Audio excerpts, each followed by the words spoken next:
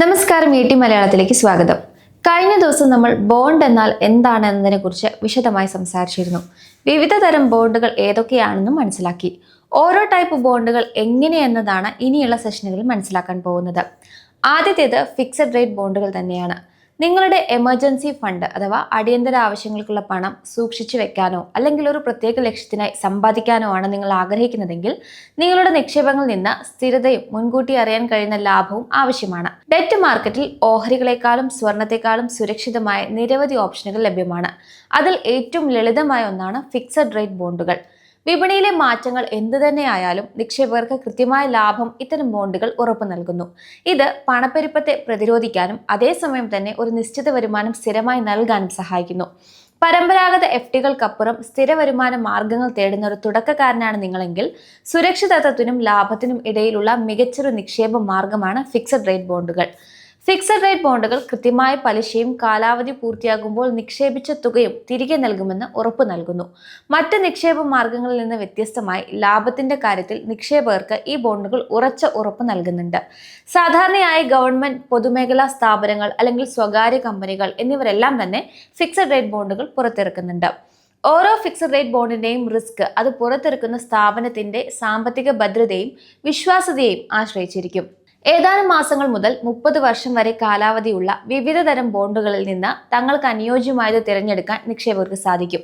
പണപ്പെരുപ്പ നിരക്ക് ബോണ്ടിന്റെ നിശ്ചിത പലിശ നിരക്കിനേക്കാൾ ഉയരുകയാണെങ്കിൽ യഥാർത്ഥ ലാഭത്തെ സംരക്ഷിക്കാനുള്ള ബോണ്ടിന്റെ ശേഷി കുറയുമെന്നതാണ് ഈ നിക്ഷേപത്തിന്റെ പ്രധാന പരിമിതി.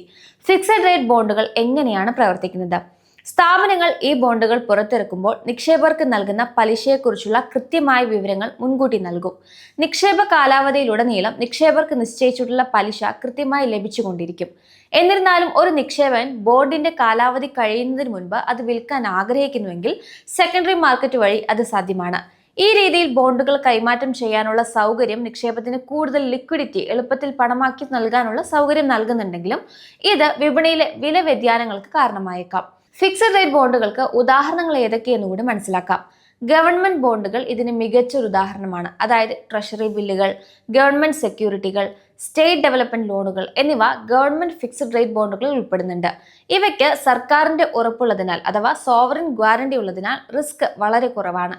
സാധാരണയായി 6.5% മുതൽ 7.5% വരെ കുറഞ്ഞ പലിശയാണ് ഇവർ വാഗ്ദാനം ചെയ്യുന്നതെങ്കിലും സ്ഥിരതയുള്ള വരുമാനം എന്ന ഉറപ്പ് ഇവ നൽകുന്നുണ്ട്. എമർജൻസി ഫണ്ട് സൂക്ഷിക്കാനും പോർട്ട്ഫോളിയോ സുരക്ഷിതമാക്കാനും ഇവ മികച്ചതാണ്. കോർപ്പറേറ്റുകളും ഫിക്സഡ് ബോണ്ടുകൾ പുറത്തിറക്കാറുണ്ട്. ബിസിനസ് വിപുലീകരണത്തിനോ പ്രവർത്തന മൂലധനത്തിനോ വേണ്ടിയാണ് കമ്പനികൾ ബോണ്ടുകൾ പുറത്തിറക്കുന്നത്. ഗവൺമെന്റ് ബോണ്ടുകളെ അപേക്ഷിച്ച് ഇവയിൽ ഉയർന്ന പലിശ നിരക്ക് അതായത് 7% മുതൽ 12% വരെ ലഭിക്കാറുണ്ടെങ്കിലും കമ്പനിയുടെ സാമ്പത്തിക സ്ഥിതി അനുസരിച്ച് ഇതിൽ ക്രെഡിറ്റ് റിസ്ക് അടങ്ങിയിട്ടുണ്ട്. അതിനാൽ ഇത്തരം ബോണ്ടുകളിൽ നിക്ഷേപിക്കുമ്പോൾ കമ്പനിയുടെ റേറ്റിംഗ് കൃത്യമായി പരിശോധിക്കേണ്ടതുണ്ട്. NTPC, REC, PFC തുടങ്ങിയ പൊതുമേഖലാ സ്ഥാപനങ്ങളും വലിയ സ്വകാര്യ കമ്പനികളുമൊക്കെ ഇത്തരത്തിൽ ബോണ്ടുകൾ നൽകാറുണ്ട്. ഫിക്സഡ് റേറ്റ് ബോണ്ടുകൾ നിക്ഷേപിക്കുന്നത് പല കാരണങ്ങളാൽ ഗുണകരമാണ്. നിക്ഷേപിച്ച തുകയ്ക്ക് കൃത്യമായ ഇടവേളകൾ നിശ്ചിത പലിശ ഉറപ്പു നൽകുന്നതിലൂടെ ഒരു ശമ്പളം പോലുള്ള വരുമാനം ലഭ്യമാക്കാൻ ഇവ സഹായിക്കുന്നുണ്ട്. ഓഹരി വിപണിയിൽ ഉണ്ടാകുന്ന തകർച്ചകൾ ഇത്തരം ബോണ്ടുകളെ കാര്യമായി ബാധിക്കാത്തതിനാൽ നിക്ഷേപ പോർട്ട്ഫോളിയോ വൈവിധ്യവൽക്കരിക്കാനും മൊത്തത്തിലുള്ള റിസ്ക് കുറച്ച് സ്ഥിരത നൽകാനും ഇവയ്ക്ക് സാധിക്കും. കൂടാതെ ഉയർന്ന റേറ്റിംഗുള്ള ബോണ്ടുകൾ അസൽ തുകയ്ക്ക് മികച്ച സുരക്ഷ വാഗ്ദാനം ചെയ്യുന്നു.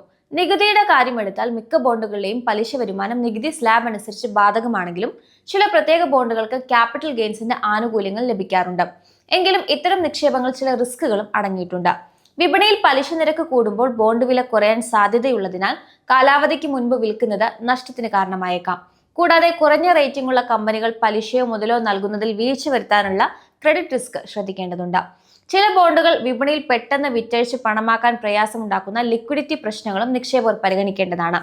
FDകളേക്കാൾ ഉയർന്ന ലാഭം ആഗ്രഹിക്കുന്ന എന്നാൽ മുതൽ നഷ്ടപ്പെടാൻ ആഗ്രഹിക്കാത്ത സുരക്ഷിത നിക്ഷേപകർക്ക് അതായത് കൺസർവേറ്റീവ് ഇൻവെസ്റ്റേഴ്സിന് ഫിക്സഡ് റേറ്റ് ബോണ്ടുകൾ അനുയോജ്യമാണ്.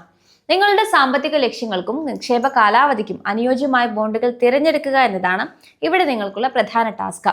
ഒരു ഫിക്സഡ് റേറ്റ് ബോണ്ടിന്റെ വ്യക്തമായ ഉദാഹരണം ഇനി നമ്മൾ സ്ക്രീനിൽ കാണിക്കുന്നതാണ്. ഇന്ത്യ ബോണ്ട്സ് എന്ന സൈറ്റിൽ നിന്നുമാണ് ഇതിന്റെ വിവരങ്ങൾ എടുത്തിരിക്കുന്നത്. ആദ്യമേ തന്നെ പറയാനുള്ളത് ഇത് നിക്ഷേപിക്കാനുള്ള റെക്കമെൻഡേഷൻ അല്ല. നിങ്ങൾക്ക് ഒരു ബോണ്ടിന്റെ എന്തൊക്കെ വിവരങ്ങൾ ലഭിക്കുന്നു എന്നത് കാണിക്കാനാണ് ഇവിടെ പറയുന്നത്.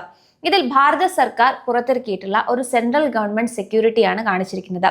ഈ ബോണ്ടിന്റെ സവിശേഷതകൾ പരിശോധിച്ചാൽ ഇതിൽ 8.3% എന്ന സ്ഥിരമായ കൂപ്പൺ റേറ്റ് നൽകിയിരിക്കുന്നത് കാണാം. അതായത് കാലാവധി കഴിയുന്നത് വരെ നിക്ഷേപകന് ഈ നിശ്ചിത പലിശ നിരക്ക് തന്നെ ലഭിച്ചുകൊണ്ടിരിക്കും.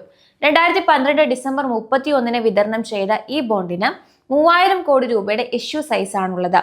നിക്ഷേപകർക്ക് ഓരോ വർഷവും 2 തവണയായി പലിശ ലഭിക്കും.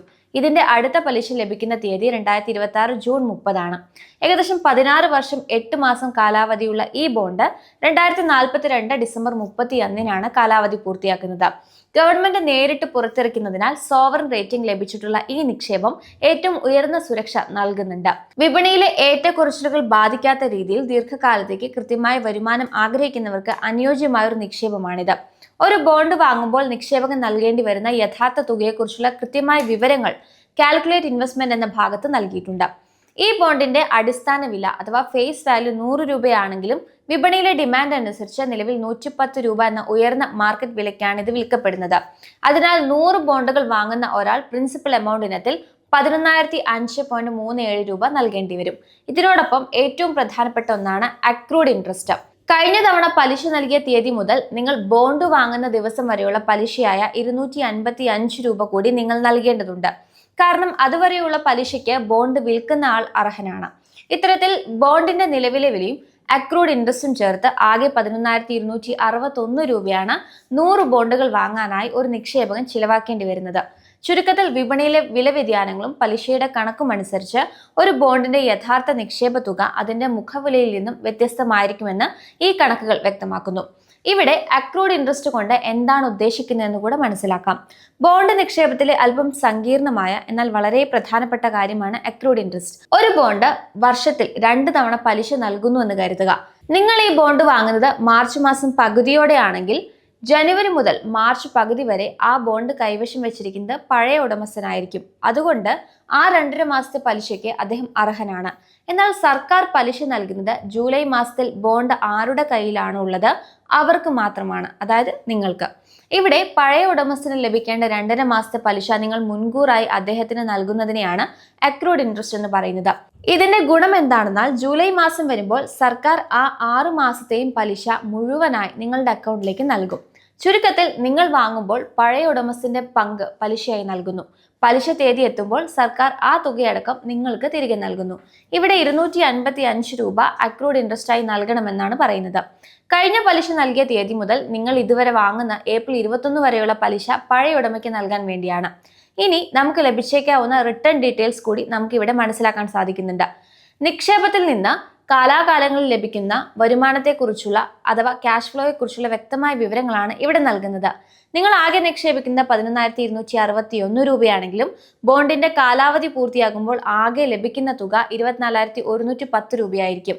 ഇതിൽ 10,000 രൂപ നിങ്ങളുടെ അസൽ തുകയും 14,110 രൂപ പലിശ ഇനത്തിൽ ലഭിക്കുന്ന ലാഭവുമാണ്.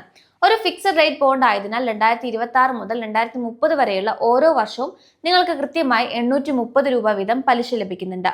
വർഷത്തിൽ 2 തവണയായി ലഭിക്കുന്ന ഈ പലിശ 8.3% കൂപ്പൺ നിരക്ക് അടിസ്ഥാനമാക്കിയിട്ടാണ് കണക്കാക്കിയിരിക്കുന്നത്. വിപണിയിലെ മാറ്റങ്ങൾ ബാധിക്കാത്ത രീതിയിൽ ദീർഘകാലത്തേക്ക് ഓരോ വർഷവും കൃത്യമായ ഒരു തുക ലഭിക്കാനും കാലാവധിയിൽ നിങ്ങളുടെ അസൽ തുക സുരക്ഷിതമായി തിരികെ നൽകാനും ഈ നിക്ഷേപം സഹായിക്കുന്നു. ഒരു ബോണ്ട് തിരഞ്ഞെടുക്കുമ്പോൾ അതിന്റെ ക്രെഡിറ്റ് റേറ്റിംഗ്, കാലാവധി, അക്രൂഡ് ഇൻട്രസ്റ്റ് എന്നിവ കൃത്യമായി പരിശോധിക്കുന്നത് ലാഭം പരമാവധിയാക്കാൻ സഹായിക്കും. പരമ്പരാഗത നിക്ഷേപങ്ങൾക്കപ്പുറം വളരാൻ ആഗ്രഹിക്കുന്നവർക്ക് ഫിക്സഡ് റേറ്റ് ബോണ്ടുകൾ ഒരു മുതൽക്കൂട്ടാണ്.